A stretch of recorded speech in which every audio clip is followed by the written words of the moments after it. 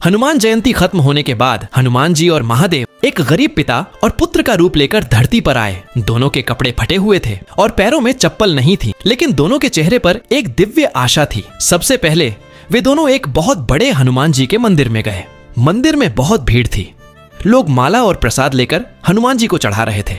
शंकर जी और हनुमान जी एक सजे हुए युवक के पास गए।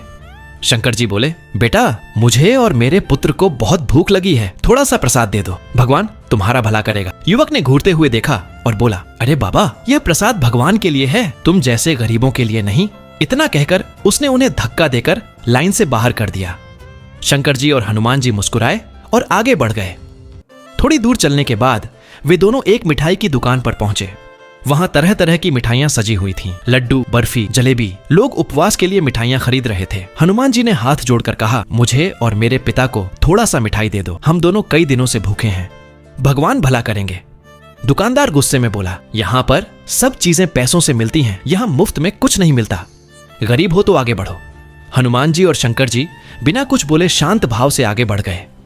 अंत में वे दोनों शहर के किनारे एक झोपड़ी के पास पहुंचे, जहां एक गरीब दादी सूखे पापड़ बेच रही थी और दादी के पास सिर्फ एक वक्त का खाना बचा हुआ था। शंकर जी ने शांत भाव से कहा, माँ, मैं और मेरे बेटे ने सुबह से आज कुछ नहीं खाया, क्या कुछ मिल सकता है?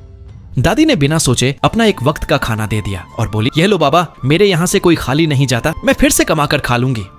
इतना सुनते ही शंकर जी और हनुमान जी अपने असली रूप में प्रकट हो गए। शंकर जी ने उसकी टूटी झोपड़ी को एक सुंदर पक्के मकान में बदल दिया और हनुमान जी ने दादी को सोने से भरे सिक्कों की एक टोकरी दे दी। लेकिन अफसोस, फिर भी किसी ने लाइक और सब्सक्राइब नहीं किया।